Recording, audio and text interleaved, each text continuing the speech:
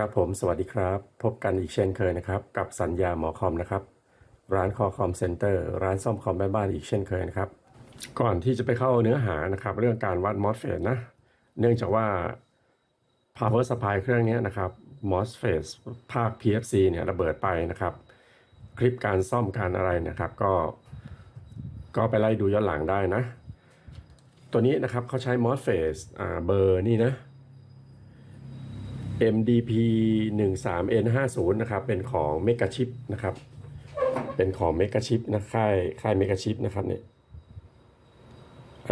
นะครับค่าย Mega Chip นะครับเป็นของค่าย Mega Chip นะครับนี่นะMDP Mega Chip คราวนี้เวลาเพื่อนๆถามนะครับว่าพี่ครับพี่ใช้ MOSFET เบอร์ไหนแทนเบอร์ไหนนะครับเนี่ยเขาเรียกว่าเบอร์ MOSFET นะครับคำว่าเบอร์ MOSFET เนี่ยก็คือชื่อรุ่นนะครับชื่อรุ่น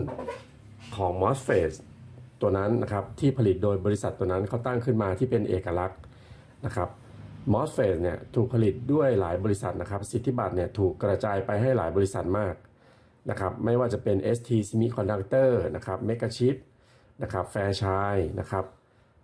อะไรล่ะ Texas Instrument นะครับสิทธิบัตรถูกขาย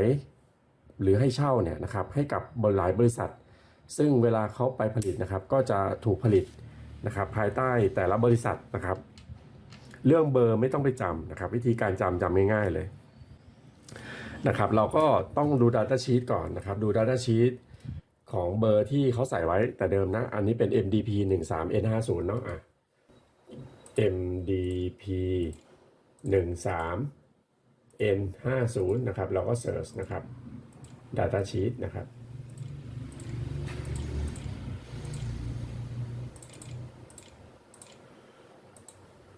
เนี่ยครับเราก็เข้าไปดูนะครับเป็นค่ายของ Mega Chip นะครับเราก็ไปดูเนี่ยนะไม่ใช่ Mega Chip นะครับอันนี้ Magna Chip นะขออภัยอ่านผิดนะ Magna Chip นะครับสเปคเขาก็คือเป็น N channel MOSFET 500 โวลต์ 13 แอมป์นะครับ RDS on เนี่ยนะครับ RDS on ต่ำมาก 0.5 โอห์มนะครับเวลาที่กระแสไฟฟ้าผ่านนะครับระหว่างขาเดรนกับมาขาซอสเนี่ยจะมีความต้านทานภายในอยู่ประมาณ 0.5 โอห์มเท่านั้นเองนะครับต่ำมากนะครับเราก็จำค่าเดิมไว้จำตัวนี้ไว้จำตัวโวลต์จำตัวโวลต์จำตัว13 แอมป์จำตัวอันนี้ไว้นะครับถ้าเราหายี่ห้อเมกะชิปไม่ได้นะครับใช้ค่ายไหนก็ได้นะครับที่มีแรงดัน maximum voltage เนี่ยนะครับที่มีแรงดัน maximum voltage 500 โวลต์ที่มีกระแส maximum เนี่ย13 แอมป์ที่มี RDS on นะครับที่ไม่เกิน 0.5 นะครับ RDS on ไม่ควรเยอะกว่าค่าเดิมแต่ว่าเรื่องของแรงดันกับกระแสเยอะๆไว้ก็ดีเยอะกว่าค่าเดิมไว้ก็ดีหรือใส่ให้เท่าเดิมแต่ RDS on เนี่ยนะครับควรจะต่ำกว่าค่าเดิมนะครับไม่ควรจะสูงกว่านะครับเพราะว่าสเปคเดิมเขาใช้ 0.5 โอห์มนะ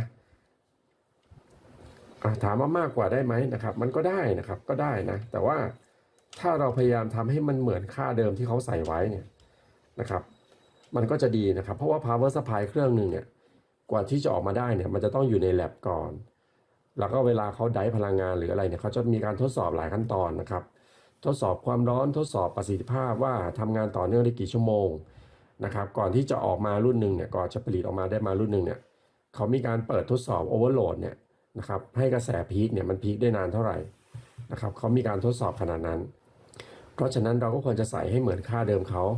นะครับหรือมากกว่าค่าเดิมก็ได้นะครับแต่ RDS on ตรงนี้จะต้องให้ต่ำกว่าค่าเดิมนะโอเคนะไปดูสเปคกันนะครับ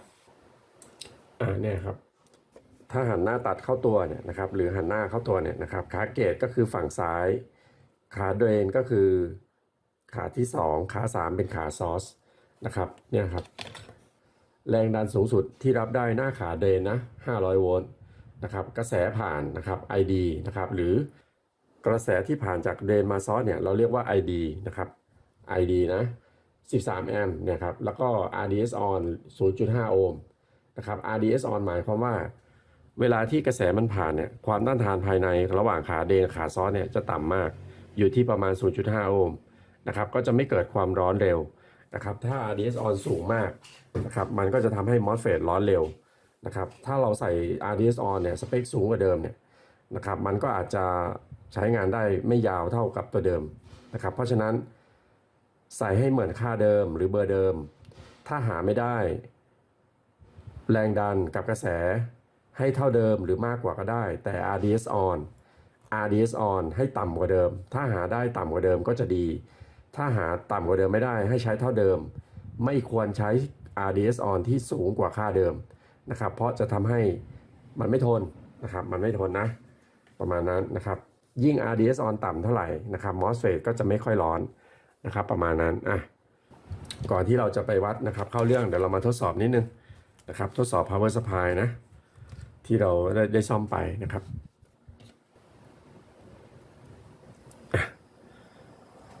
นะครับโอเคนี่ก็เปิดเรียบร้อยแล้วนะตัวยี่ห้อนี้นะก็ซ่อมแล้วนะครับน่าจะเกิดจากการใช้งานหนักนะครับภาค PLC ทำงานหนักร้อนนะครับหมดอายุการใช้งานนะครับเครื่องนี้เปลี่ยนอะไรบ้างนะครับเปลี่ยนทรานซิสเตอร์ไดร์4ตัวนะครับเป็น NPN 2 ตัวเขาทำงานกันเป็นคู่นะครับจากนั้นก็เปลี่ยนตัวต้านทาน 4.7 โอห์มนะครับที่มันยืดไปนะครับมันยืดไปจนถึง1,000 โอห์มเลยนะครับก็คือเหมือนกับว่าผมคิดว่า MOSFET น่าจะช็อตแล้วระเบิดก่อนนะครับจากนั้นก็ทำให้ตัว R gate เนี่ยมันยืดนะครับพอ R gate ยืดเนี่ยทรานซิสเตอร์ไดร์ที่เป็นเซฟตี้ด่านที่2นะครับก็เริ่มช็อตเริ่มลีกนะครับก็เริ่มกินกระแสสูงพีคนะครับฟิวก็ขาดเครื่องนี้ protection ที่ทำงานเนี่ยได้สมบูรณ์ก็คือฟิวนะครับฟิวนะถ้าฟิวไม่ขาดเนี่ยเครื่องนี้ลามต่อแน่นอนถ้าฟิวไม่ขาดนะเครื่องนี้ผมว่าลามต่อไป IC PWM เลยนะครับก็จะมีค่าใช้จ่ายในเรื่องของการเปลี่ยน IC นะครับก็อาจจะเพิ่มความยุ่งยากนะครับประมาณนั้นโอเคอันนี้ก็คือวิเคราะห์อาการเสียนะน่าจะเกิดจาก MOSFET ระเบิดก่อนนั่นแหละนะครับ MOSFET ระเบิดก่อนนะมันก็ย้อนนะครับไฟกระแสสูงก็ย้อนผ่าน R นะครับทำให้ R ยืดพอ R ยืดเนี่ยนะครับ R ยืดถือไปว่าเป็นเซฟตี้อย่างหนึ่งนะครับตอนแรกมันจะยืดก่อนจากนั้นมันก็จะเริ่มไหม้เริ่มร้อนเริ่มขาดนะครับก็ถือว่าเป็นเซฟตี้ R gate ถือว่าเป็นเซฟตี้นะครับไม่ควรต่อตรงนะ R gate นะครับ R gate ต้องมีนะครับแล้วก็ทรานซิสเตอร์ไดร์เนี่ยเป็นเซฟตี้ด่านที่2นะครับจะทำให้ไฟไม่ย้อนนะครับไฟจะไม่ย้อนจากขา E ของทรานซิสเตอร์ NPN จะไม่ย้อนขึ้นไปขา C นะครับแล้วก็จะไม่ย้อนขึ้นไปขาอะไรล่ะขาเบสนะครับของทรานซิสเตอร์ถ้ามันช็อตมันถึงจะย้อนนะครับประมาณนั้นโอเคอันนี้ก็ฝากไว้นะครับเดี๋ยวเรามาต่อกันนะครับเรื่องของ MOSFET นะเราจะวัดดีเสียเนี่ยเราจะต้องรู้ขามันก่อนนะครับ MOSFET มาตรฐานนะตัวนี้เราเรียกว่าแบบ TO 220นะครับตัวนี้นะเนี่ยครับตัวนี้นะรุ่นนี้นะรุ่นนี้เป็นMDP นะครับ 13N50 นะครับ13เนี่ยคือกระแสนะครับกระแสนะผมเขียนว่า A 500เนี่ยนะครับก็คือ500โวลต์นะครับกระแส13แอมป์นะครับ13แอมป์นะคราวนี้ MOSFET เนี่ยนะครับมันก็จะมีอยู่3ขาด้วยกันแหละนะครับผมคิดว่าเพื่อนๆรู้แล้วแหละนะครับแต่ว่าเราทำเผื่อน้องใหม่ด้วยนะครับเดี๋ยวผมทำเผื่อน้องใหม่นิดนึงนะ MOSFET เนี่ยนะครับขาทุกอย่างก็จะเหมือนกับทรานซิสเตอร์เลยนะครับขาหนึ่งเนี่ยนะครับถ้าเป็น TO 220เนี่ยขาหนึ่งจะเป็นขาสั่งการนะครับขาสั่งการเราเรียกว่าขาเกตนะครับ GATE นะครับหรือเขียนว่า G นะครับ G นะครับส่วนขาที่2เนี่ยนะครับเราเรียกว่าขาเดรนนะครับเดรนนะ RAIN นะครับขาเดรนหรือว่า D นะครับขาดีเนี่ยนะครับก็จะเป็นไฟเข้ามานะครับจากนั้นขาที่3นะครับก็คือขาซอสนะครับหรือขา S นะครับขาซอสเนี่ยนะครับก็คือไฟที่จ่ายออกมาจากขาเดรนนะครับจะคล้ายๆกับทรานซิสเตอร์ NPN เลยนะครับตัวนี้เป็น N channel นะ N channel เราเรียกว่า NFET นะครับแบบนี้นะ NFET นะครับหรือ N channel MOSFET นะครับมันจะเป็นชื่อย่อนะครับเป็นชื่อย่อนะครับ Gate Drain Source แบบนี้นะครับวิธีการทำงานเป็นยังไงนะครับก็ผมจะไม่อธิบายในคลิปนี้แล้วแหละนะครับเพราะว่าอะไรมันจะอยู่ในหลายๆคลิปนะครับที่เราพูดกันนะครับในเรื่องของการวาดวงจรสวิตชิ่งนะครับที่เป็น flyback นะครับ ใครอยากรู้ว่าวิธีการทำงานและการสั่งการอะไรเนี่ยก็ไปดูทรานซิสเตอร์ได้นะครับหลักการทำงานเหมือนกันเลยนะครับเมื่อขาเกตได้รับไฟไบอัสนะครับด้วยการเพิ่มไฟนะมอสเฟตนะได้รับการเพิ่มไฟนะครับไฟขาเดนนะครับจะวิ่งไปขาซอสวิ่งไปไหนก็ได้นะครับเหมือนกันเลยเหมือนกับทรานซิสเตอร์ถ้าวิ่งไปลงกราวเนี่ยเราเรียกว่าการพูลนะครับแต่ถ้าวิ่งไปหน่วยจ่ายอื่นเนี่ยเราเรียกว่าการพุชนะครับประมาณนั้นอาจจะวิ่งไปให้วงจรที่2นะครับเพื่อได้รับไฟทำงาน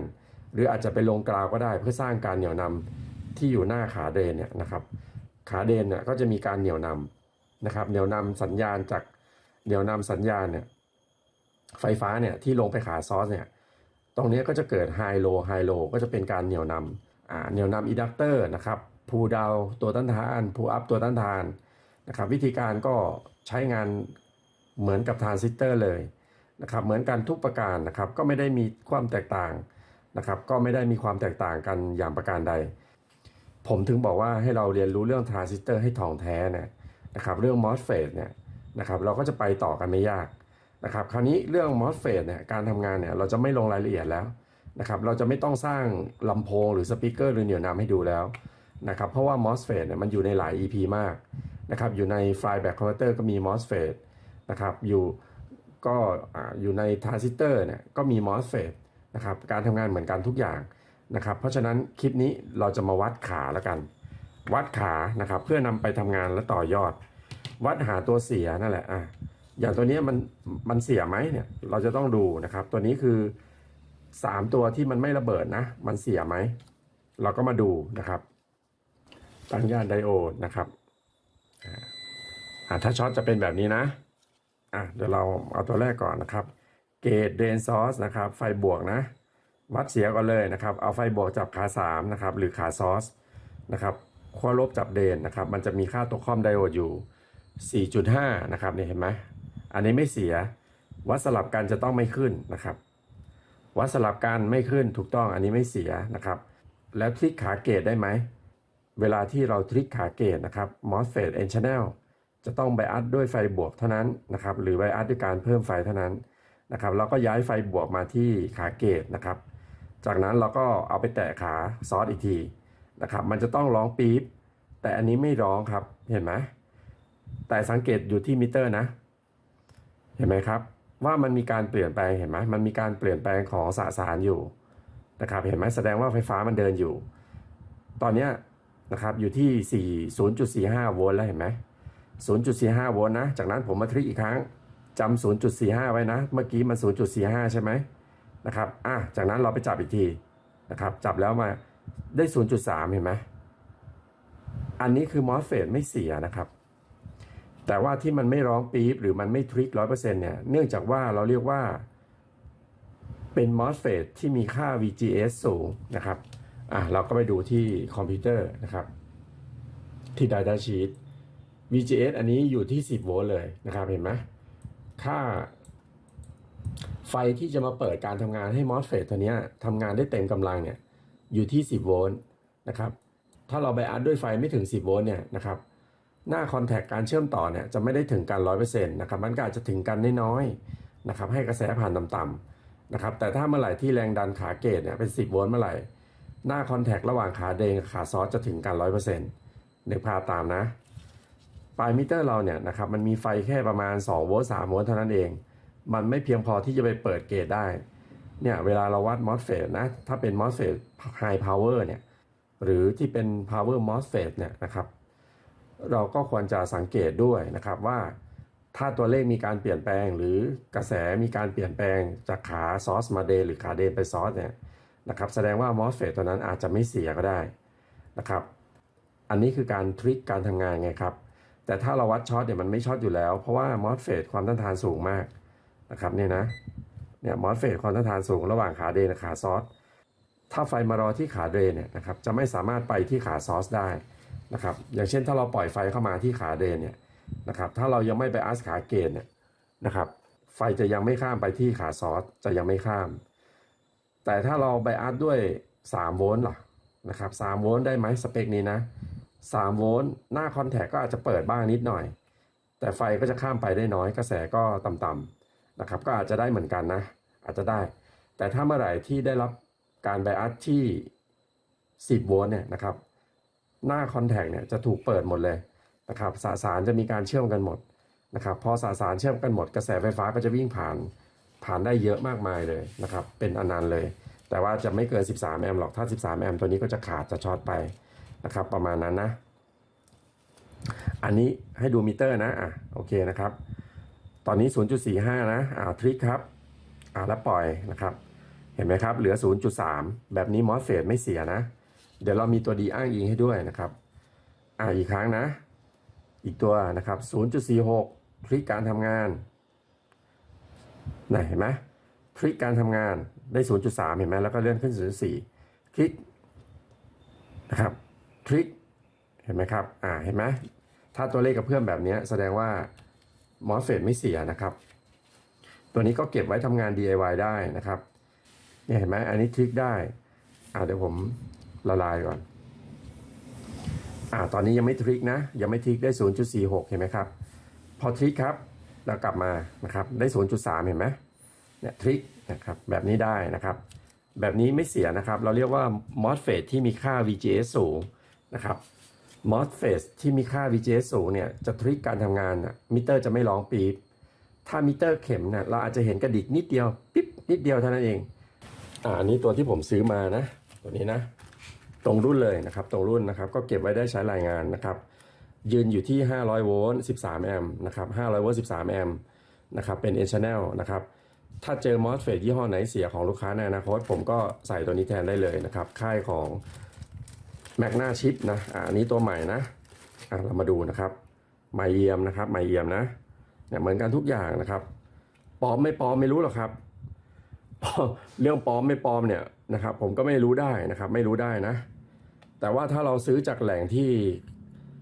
เขามีคะแนนสูงนะครับซื้อจากแหล่งที่น่าเชื่อถือนะครับมันก็จะตัดปัญหาได้ไประบบหนึ่งนะครับนะเดี๋ยวเรามาวัดตัวใหม่นะครับตัวใหม่นะคลายประจุก่อนนะครับเอามือจับนะครับตัวใหม่นะเนี่ยเดี๋ยวนะคลายก่อนคลายประจุก่อนนะครับตัวใหม่นะตัวนี้ตอบสนองดีนะครับทริกครับปึ๊บตัวนี้ทริกได้ครับนะทริกได้ตัวนี้ทริกได้นะครับทริกได้เป็นบางอันนะครับตัวนี้ทริกได้อันนี้ทริกได้นะครับทริกได้นะครับอันนี้ทริกได้ไหมอันนี้ทริกไม่ได้ทริกได้เหมือนกันนะครับแต่จริงๆอันนี้ยังไม่เสียนะอันนี้คือทริกได้ 100% นะจริงๆมันจะต้องไม่ได้นะครับแสดงว่าตัวนี้ VGS มันเหลือต่ำนะถ้าเราเอาไปใช้ก็อาจจะผิดพลาดได้เดี๋ยวดูมันทุกตัวไหมนะเห็นไหมถ้าเราไม่วัดเนี่ยเราไม่รู้เลยนะครับ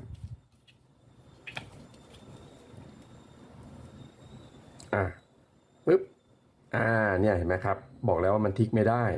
แต่ทำไมตัวนี้มันทิกได้เนี่ยแสดงว่าตัวนี้มันตอบสนองเร็วนะครับมันตอบสนองเร็วเอาไปใช้ได้ไหมผมยังไม่แน่ใจนะครับก็เดี๋ยวผมจะจับจุดนะครับเจออะไรแปลกๆนะเดี๋ยวผมมาเล่านะครับนี่นะ 0.3 ทริกครับทริกอันนี้ต่อ 100% เลยนะครับทั้งที่ VGS ไม่ถึงนะครับเนี่ยมันจะต้องเป็นแบบนี้นะครับเนี่ยเห็นไหมนี่เห็นไหมนี่เห็นไหมมันจะต้องแบบนี้นะครับจับปั๊บนะครับอันนี้จับขาซอสมาเดนที่ขาเกตจับขาซอสเห็นไหมที่ขาเกตจับนะครับเห็นไหมมิเตอร์เคลื่อนนะครับเนี่ยแบบนี้ดีนะครับอันนี้ดีนะครับเนี่ยมอสเฟตพวกนี้ก็ดีนะครับแต่เดี๋ยวผมจะเอาไปทำบูสต์คอนเวอร์เตอร์พวกนี้นะครับเอาไว้ DIY นะครับทดลองนะครับเรียนรู้ไปก็หวังว่าเพื่อนๆน่าจะมีความเข้าใจมากขึ้นนะครับเรื่อง MOSFET นะครับที่มีค่า VGS สูงนะครับบางครั้งเราทริกการทำงานเนี่ยนะครับมันจะไม่เปิด 100% นะครับมันจะเปิดแป๊บเดียวนะครับก็มองว่ามันไม่เสียนะครับก็ใช้งานได้นะครับเราอย่าไปมองว่ามันขาดหรืออะไรนะครับเห็นทริกแล้วไม่ทำงานเนี่ยไม่ได้แปลว่าเสียนะนั่นหมายความว่าค่า VGS ครับเขาสูงนะครับสูงถึง10โวลต์นะครับถ้า MOSFET ค่า VGS สัก5โวลต์เนี่ยนะครับทริกเนี่ยอาจจะได้เลยนะครับประมาณนั้นโอเคนะครับ คลิปนี้ก็ฝากไว้แต่เพียงเท่านี้นะครับก็ขอบคุณทุกคนนะครับขอบคุณมากครับสวัสดีครับขอบคุณสำหรับการรับชมนะคะ อย่าลืมกดไลค์ กดแชร์ แล้วกดติดตามนะคะ ขอบคุณค่ะ